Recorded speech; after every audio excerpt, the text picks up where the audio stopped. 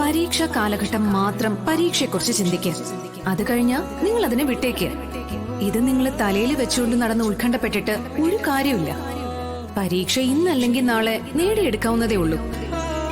ലോകത്തിലെ പ്രഗത്ഭരായ ആളുകളെല്ലാം 1ാം റാങ്കോടുകൂടി പരീക്ഷയിൽ പാസ്സായവരൊന്നും അല്ല. പക്ഷെ അവർ ജീവിതത്തിൽ ഉന്നത വിജയം നേടിയവരാണ്. അത് അവരുടെ ജീവിത സാഹചര്യങ്ങളുമായി പരിശ്രമിച്ച് നേടിയ വിജയമാണ്. എനിക്ക് നിങ്ങളോട് ഒന്നേ പറയാനുള്ളൂ, എന്തിനേയും സധൈര്യം നേരിടുക. വിജയമായാലും തോൽവിയായാലും മാനസികമായി അതിനെ അതിജീവിക്കാനുള്ള കരുത്താണ് നിങ്ങൾ ആദ്യം ഉണ്ടാക്കേണ്ടത്. ബാക്കിയെല്ലാം പിന്നാലെ വന്നോളൂ. ജയവും പരാജയവും സർവ്വസാധാരണമാണ്. ഒരേ നാണയത്തിന്റെ 2 വശങ്ങൾ. പരാജയപ്പെട്ടു എന്നോർത്ത് നിരാശപ്പെടേണ്ട ഒരു കാര്യമില്ല. പരാജയത്തിന്റെ കുറവ് മനസ്സിലാക്കി അതിനെ മറികടക്കാൻ ശ്രമിക്കുന്നിടത്താണ് നമ്മുടെ വിജയം.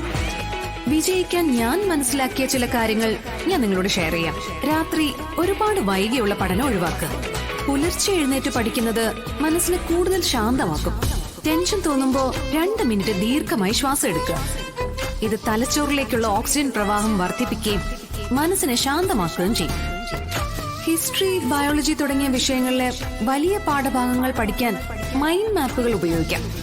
പ്രധാന ആശയം നടുവിൽ എഴുതി അതിൽ നിന്നും ശാഖകളായി ഉപവിഷയങ്ങൾ വരച്ചു ചേർക്കുന്നത് കാര്യങ്ങൾ കുറച്ചുകൂടി വേഗത്തിൽ ഗ്രഹിക്കാൻ സഹായിക്കും. പിന്നെ പരീക്ഷ കഴിയുന്നതുവരെ ഈ സോഷ്യൽ മീഡിയയോടും മൊബൈൽ ഗെയിമിനോടും ഒക്കെ കർശനമായി നോ പറയാം.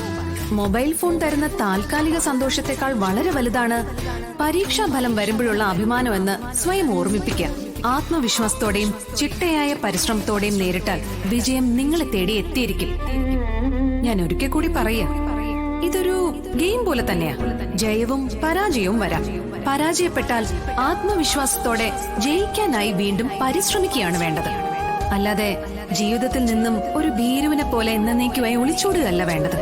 നിങ്ങളെ തേടി വരാനിരിക്കുന്നത് വലിയൊരു ലോകമാണ്. ഇന്ന് ലോകത്തിന്റെ നെറുകയിൽ നിൽക്കുന്നവരെല്ലാം പരാജയത്തിന്റെ കയ്പുനീര് രുചിച്ച് കടന്നു വന്നവരാണ്. പ്രഗത്ഭരായ പലരും ഉന്നത സ്ഥാനങ്ങളിൽ എത്തിയവരും പരാജയം എന്താണെന്ന് അറിഞ്ഞ് മനസ്സിലാക്കി അതിനെ പരാജയപ്പെടുത്തി മുന്നേറിയവരാണ്. അതുകൊണ്ട് മനസ്സ് പതറാതെ തളരാതെ മുന്നേറുക. വിജയം നിങ്ങളുടെ പിന്നാലെ വന്നു ചേർന്നോളൂ. എല്ലാവർക്കും വിജയാശംസകൾ നേർന്നുകൊണ്ട് ഞാൻ എന്റെ വാക്കുകൾ അവസാനിപ്പിക്കാം. ഒപ്പം ഒരിക്കൽ കൂടി ഞാൻ നിങ്ങളെ ഓർമ്മപ്പെടുത്തുക, SSLC പരീക്ഷ നിങ്ങളുടെ ജീവിതത്തിലെ ഒരു സുപ്രധാന ഘട്ടമായിരിക്കാം. പക്ഷെ അതൊരിക്കലും നിങ്ങളുടെ ജീവിതത്തിലെ അവസാന പോരാട്ടമല്ല.